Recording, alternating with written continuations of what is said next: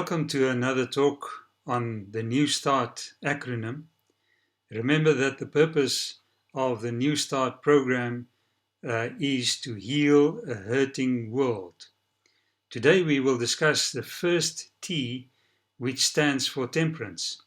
We have made some discoveries investigating factors which was master designed for our good in sunlight, water, air, exercise, sleep, and nutrition. When discussing temperance, we actually address an element of intensity for each of these factors.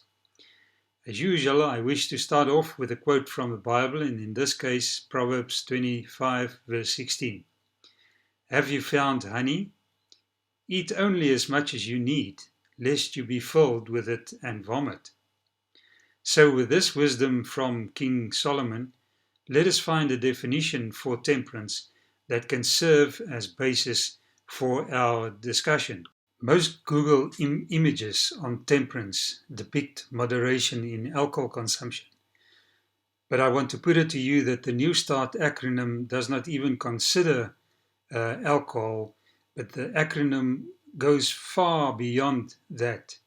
I found this one to summarize best what we wish to convey in this talk. The definition reads, enjoy things in a proper and balanced way. If those things, goes against the laws of life, like alcohol, it is not proper. And if it is either deficient or overindulged, it is not balanced. Both in terms of character and biological makeup, the weakest link will jeopardize the whole being. One weak characteristic or deficiency, or on the opposite side, the toxicity, will render the whole weak. I heard about the government wanting to flatten the curve, the coronavirus infection curve. That will be the brown line on this graph. The COVID lockdown was to slow the rate of infection in order to avoid hospitals running out of capacity if the spread was too rapid and the hospital flooded too quickly with patients.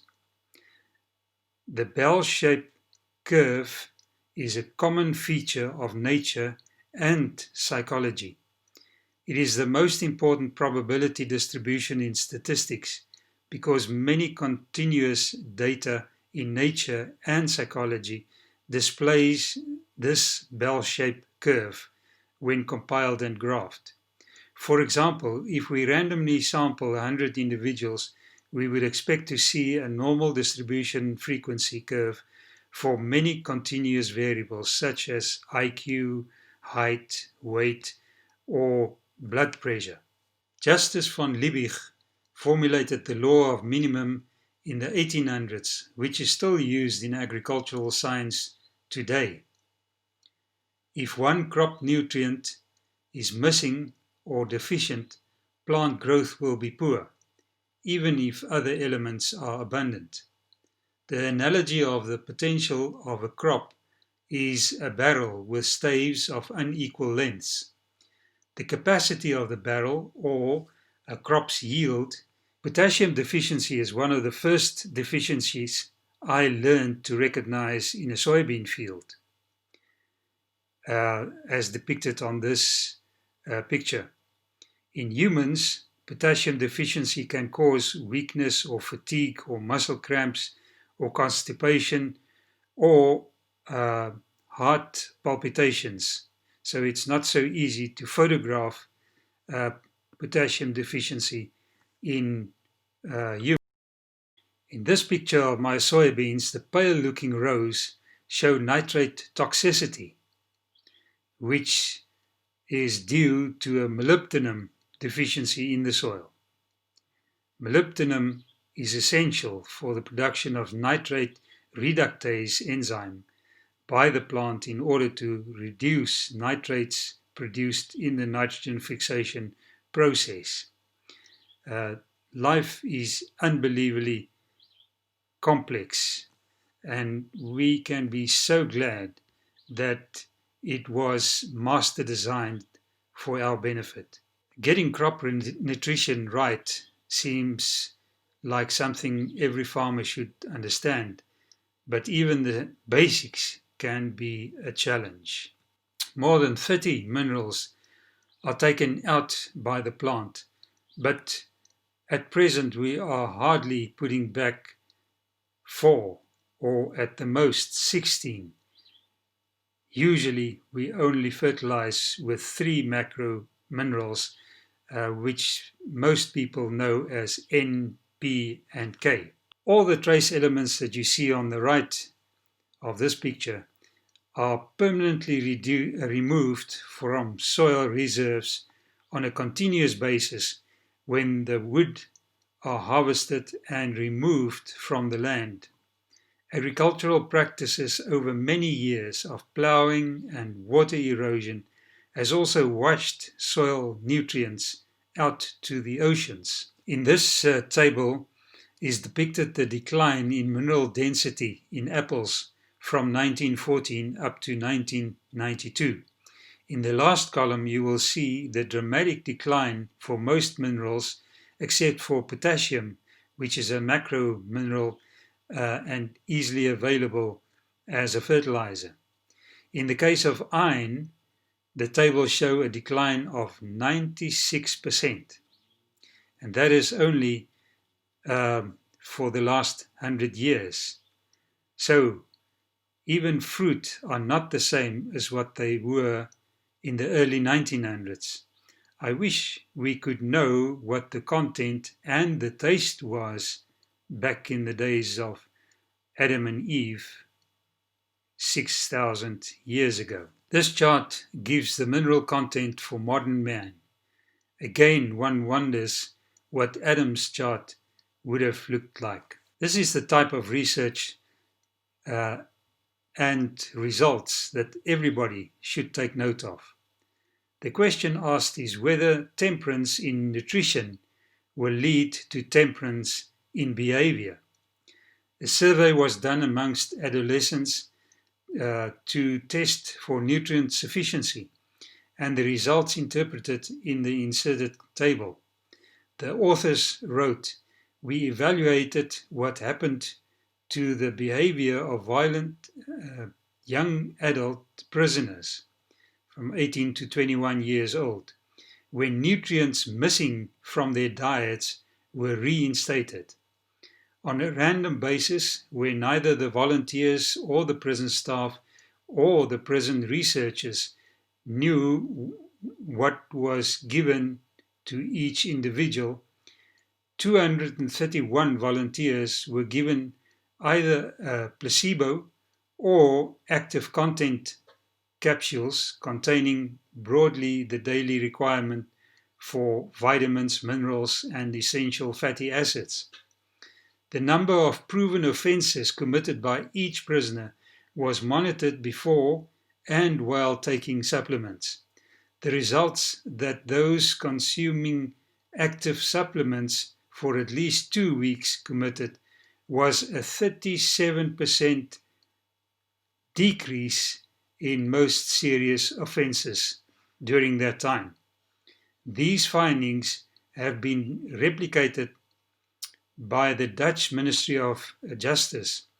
Their double-blind study reported a 48% difference between the groups.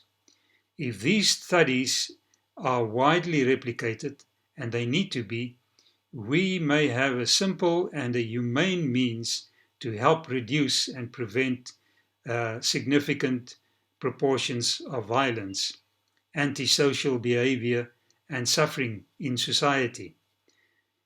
Our study showed that simply ensuring prisoners consumed the United Kingdom government reference nutrient intakes, which I mentioned earlier was made up of simply taking the average of the population, their behavior could be significantly improved.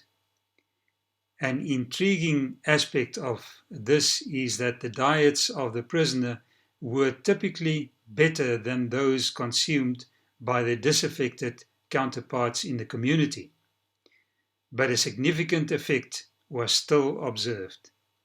Conceivably, if this were rolled out to disadvantaged people consuming poor diets in the community at large, it might help to improve behavior in society. There are already studies that suggest that providing a better diet to young children would prevent a significant proportion of antisocial behavior. What an amazing study to take note of. We know by this time that sugar is not good for human health, but we keep on eating sugar. Too much sugar can increase inflammation throughout your body, including your gut. Research has shown that gut inflammation contributes to mood disorders, including anxiety and depression. A sugar high will call for insulin, and the resultant effective removal from the blood may in turn lead to a sugar low and to hypoglycemia. It is when in this condition that sufferers can turn to violence. There exists an old traditional proverb coming from the Indian continent which reads, "When diet is wrong, medicine is of no use. When diet is correct, medicine is of no need." I think this is a very, very wise proverb that we can take note of. Let food be thy medicine. Here are some examples of food that we know is good for specific ailments, such as high blood pressure or prostate health. Here is 2 maps for natural painkillers and cancer-fighting foods. Note the different colors which represent flavonoids in the cancer-fighting foods. The wonder or the master design in our foods is that they give us much more than just minerals, which the plants take up from the soil. We cannot live without plants because they give us the proteins, the carbohydrates, the fats, the vitamins, the minerals, the phytochemicals that we cannot produce or formulate ourselves in our bodies. The art is to apply temperance in gathering and in digesting all that is required in a way to optimize our health. In the Garden of Eden it was easy, but as the planet got more worked over and changed by man, it became more difficult to know what is needed and where to find it. Here is a publication that indexes more than 3,100 foods in terms of their antioxidant content. More than ever do we need to know our status for various minerals, vitamins, and metabolites in order to correct a gradual buildup of an imbalance. And of course, it is not only about food choices, but also temperance in lifestyle choices such as stress, sleep, activity, fresh air, and the need to stay hydrated, things that we have covered in previous talks. Let me illustrate the consequence of an imbalance by using our vulnerability to the virus infection as an example. The current COVID-19 pandemic is escalating as we come out of a lockdown in South Africa, with the current cold weather very much in favor of the virus. Graham Sate, a soil scientist and author of the book Nutritional Rules, has a favorite saying, "Happy soils, happy plants, happy people." Enrolling in some of his short courses, it struck me how closely human nutrition requirements line up with plant nutrition and how important healthy plants are for human well-being. It also struck me that we actually know more about optimum plant nutrition than optimum human nutrition. The reason can perhaps be found in the reductive research methodology on plants that cannot possibly be done on humans. We can, for example, move one nutrient from acutely deficient all the way to seriously toxic in plants and record the plant response. In that way, we have learned more about most growth factors and their physiological implications in plants, and even photographed that, than what we know in humans, where we make use of population averages and contrast between healthy and sick as guidelines. In plants, we can model their growth and development on the computer using mathematical equations. It turns out that many of the mechanisms that plants use to protect them against diseases, the so-called phytochemicals, can also help man against human diseases. One important thing to remember, however, on this topic is that plant diseases do not carry over to humans, unlike animal diseases. So in his book, Graham Sate discusses nutrition for both plant and man. And on this list of protectants against the virus are the following that I would like to discuss: zinc and magnesium and selenium, iron, and then the fat-soluble enhancers. Let's discuss zinc first. It is estimated that up to 79% of the human population are deficient in zinc and in magnesium. Zinc is required by the thymus gland for the production of key immune cells. It is also the most important mineral for prostate health. In fact, a healthy prostate contains 7 times more zinc than an enlarged or cancerous gland. Just a 10% deficiency of zinc has been shown to compromise immunity. Zinc is deficient in most cereal growing soils in the Western world, and uptake is impacted in many vegetable operations due to high phosphorus, a notorious zinc inhibitor, and one of the macro elements, as I've said earlier. Just search the internet for zinc inhibits coronaviruses, and you will find the relevant studies. There is also a great video that explains the mechanics of zinc's protective capacity. It comes from the medcram.com site, which I've mentioned earlier, where complex medical science is made much more accessible to the layman. Magnesium is termed the master mineral, as it is linked to more enzymes than any other mineral. Every breath you take, every move you make is conducted by enzymes, and your immune system is also driven by these protein-based catalysts. A key driver of magnesium deficiency in 8 out of 10 individuals is stress sucking up the magnesium. Ironically, magnesium in adequate supply makes us feel relaxed, the opposite of stress. Selenium is another antioxidant and anti-inflammatory liver supporter that we need to discuss. In Australia and New Zealand are second only to the African continent in terms of inherently low selenium levels in our soils.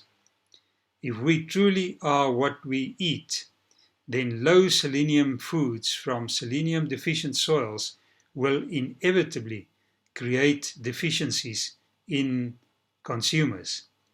Selenium is important for liver and lung function and has been shown to have antiviral and antibacterial properties. 4 Brazil nuts per day is recommended during this pandemic period because Brazil nuts is high in selenium. Iodine is the most important mineral for the health of our thyroid gland.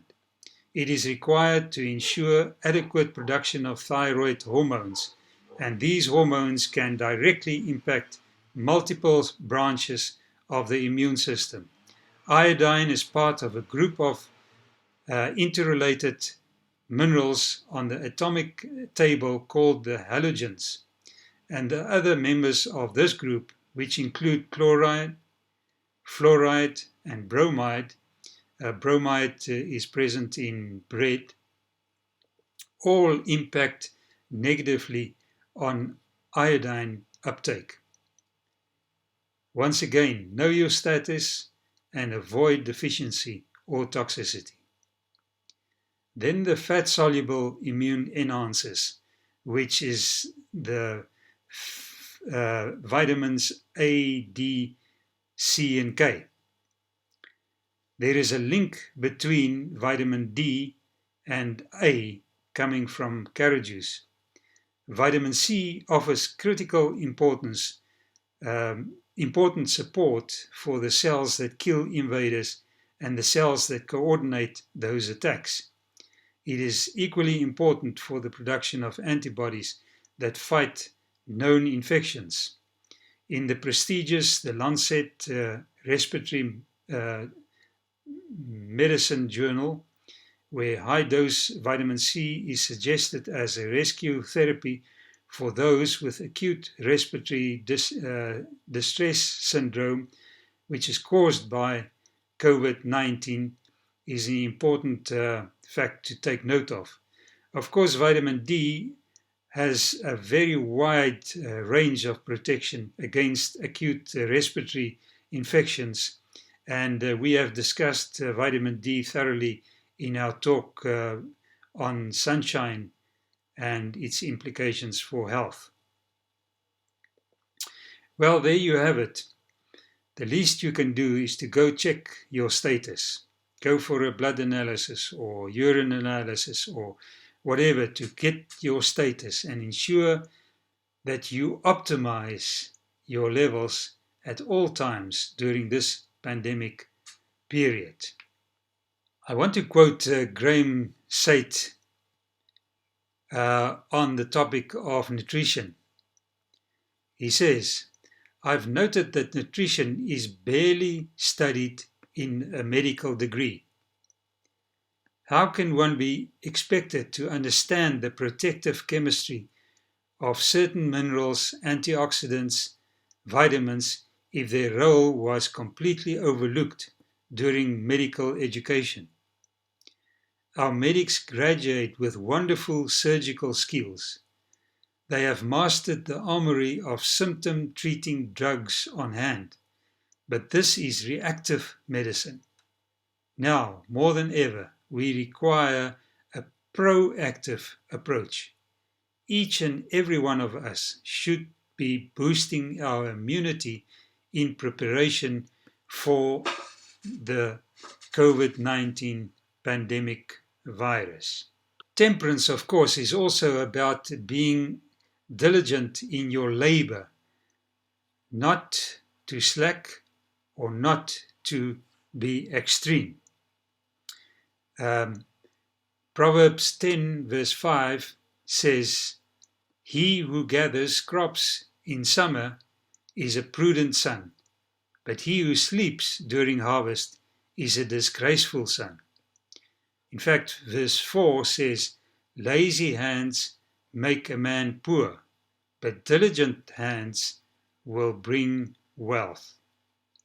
Solomon had it correct, and it is so important for us to practice temperance in all that we are and do and live from.